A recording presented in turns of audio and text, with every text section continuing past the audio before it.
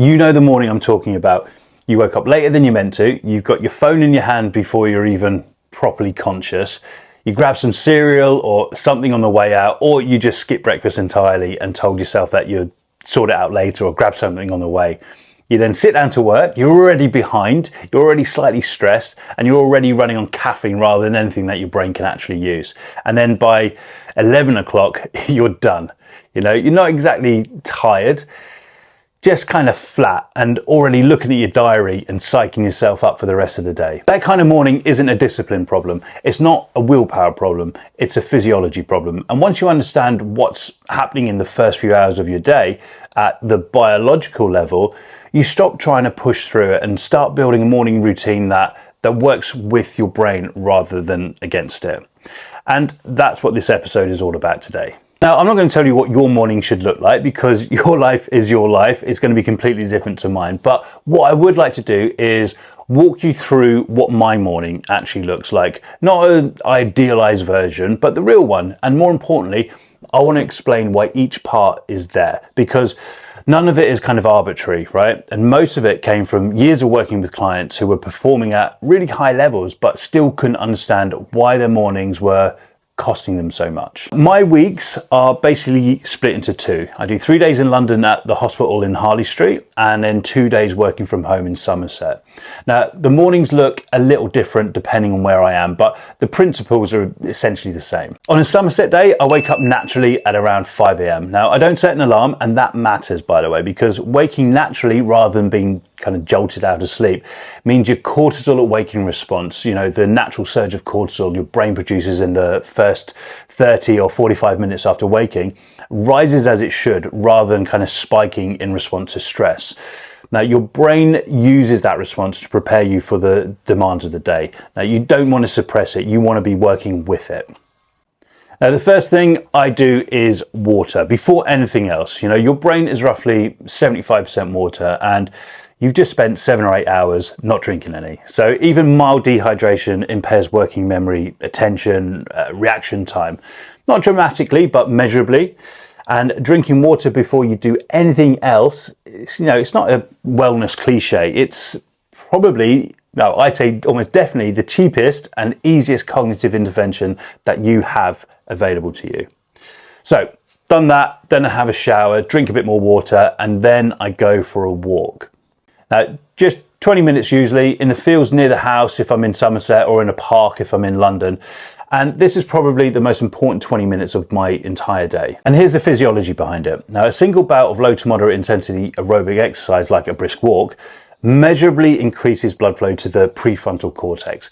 And that's the part of your brain responsible for focus, decision making, working memory, and the kind of executive function that you actually need to do demanding work. Now, the research shows that these effects can last up to 2 hours once the exercise stops. So a lot of bang for your buck with that 20-minute walk. So when I sit down at my desk at around 6 a.m., my brain is already in a different state to the one it was when I woke up. Not through caffeine, not through willpower, but through physiology and movement. And here's something worth noting about that walk specifically. Now, I wouldn't do a brutal training session first thing on a day when I have a deep work session or focus work to do.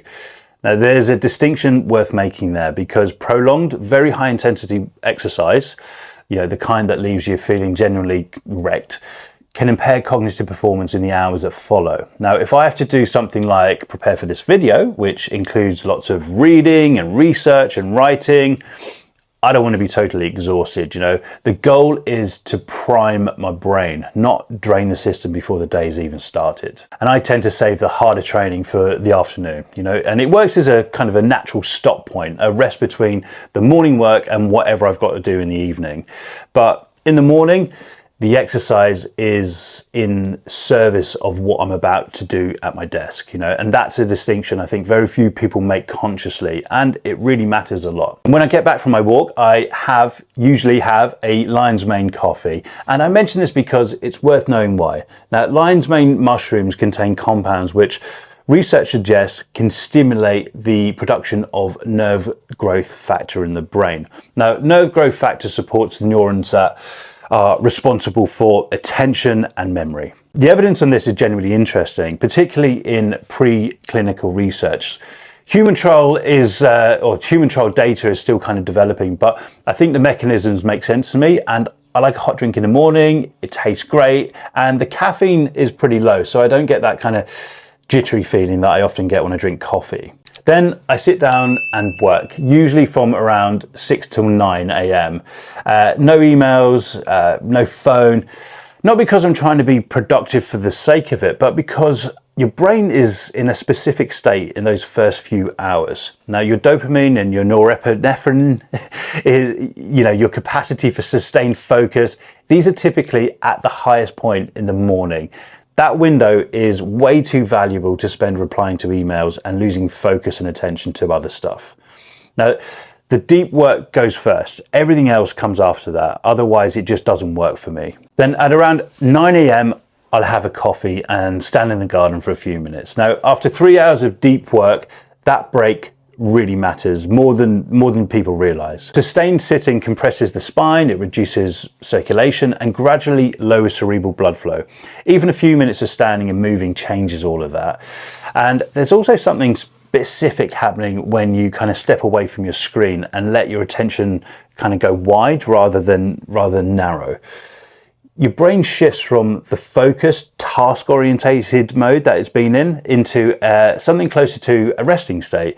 And that shift is actually where a lot of processing and consolidation happens. So you're not wasting time, you're letting the work settle, if you like. And the natural light at that point is really useful too.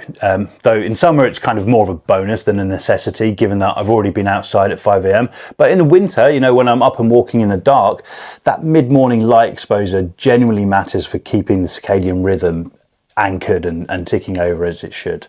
Then I do a bit more work until about 11 when I have breakfast. And yes, that's breakfast at 11. Some people call it intermittent fasting. I just call it brunch. Try not to overcomplicate it too much. But I want to explain why, because I know it sounds like it kind of contradicts everything that you've heard about not skipping breakfast. What I'm not doing is grabbing a pastry at 7 and calling it a meal. But what I am doing is working in a fasted state through the morning, which I personally, and I know a lot of other people find, really sharpens a focus. And then I'm eating a meal that's actually structured around what my brain and my body need for the rest of that day. So that first meal is high in protein. It's usually eggs, sometimes maybe steak or liver with spinach and nuts, maybe some berries. In warmer weather, when it's summer, maybe something lighter, cold meat, cheese, fruit, yogurt, that kind of thing. But the emphasis is on protein. Amino acids, I've mentioned this before, amino acids from protein are the building blocks for the neurotransmitters like dopamine, serotonin, and norepinephrine that I've mentioned before. And those brain chemicals that drive motivation, focus, mood, and cognitive function all depend on dietary protein as their raw material, as their building blocks. So if you're starting your day with processed carbohydrates and very little protein, you're running your brain on the wrong fuel. And this isn't a complicated diet, it's just quality protein as the anchor, and food that doesn't spike and crash your blood sugar before you've even got through the most important part of your working day. I've tried tons of different approaches over the years to what I eat for breakfast and when I eat it, and this one simply works best for me. Now, I want to talk about something that I think is the most interesting and most underused idea in habit science. So there's a concept called a keystone habit, and the idea is that certain habits have a disproportionate effect on everything else. So they don't just change one behavior, they kind of trigger a cascade, or other habits or behaviors fall into place around them. Now, for me, that habit is exercise. When I exercise, I want to eat well. I sleep better, I focus better, my mood is better, my energy is more reliable, more stable.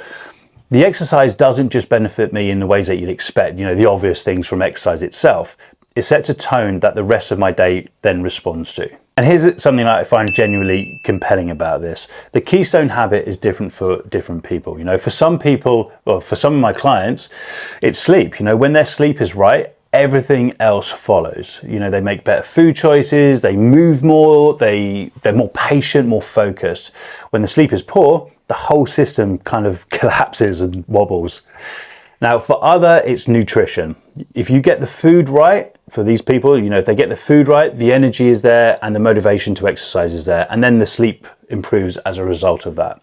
Now, the point isn't, I'm not trying to tell you what your keystone habit is. The point is to ask you to think about which simple thing, when you do it, makes the rest of your day significantly more likely to go well. Because that's the lever, not a 12-step routine, not an hour of journaling before you're allowed a cup of coffee, just that one thing. There's a related idea that I find really useful when I work with people who are trying to kind of understand what kind of morning they want to build. And it's essentially this. Now, you think about the version of you that is performing at your best, not some kind of far-fetched superhero. I'm just talking about you, but when you're focused and energized, clear-headed, doing really well at work and just in life generally. What does that version of you do in the morning, Well, I'd be willing to bet that they don't start the day by lying in bed reading the news on their phone. They move, they eat well, they protect their attention in the first part of the day. They treat their brain as something that needs to be prepared rather than something that should just be on demand the moment they wake up and open their eyes. Now, the morning routine isn't the goal. It's the conditions that the goal requires. So let me be practical about what this might actually look like in a form that you can use. So the first thing is movement before anything demanding. Now, it doesn't have to be a full-on training session, and it doesn't have to be particularly long.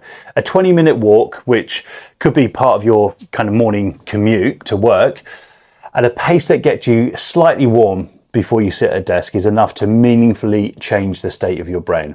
Now, that's the kind of minimum viable version, and it really, really does work. The second is protecting the first block of your working day from reactive tasks like emails, messages, social media, anything where someone else is setting the agenda for your attention. None of that belongs in the first 2 hours of your day. Use that window for the work that actually requires your brain to be at its best. The third is protein early. Not necessarily a full meal immediately on waking, if that doesn't suit you, but a breakfast that's built around protein, and whole food rather than processed carbohydrates.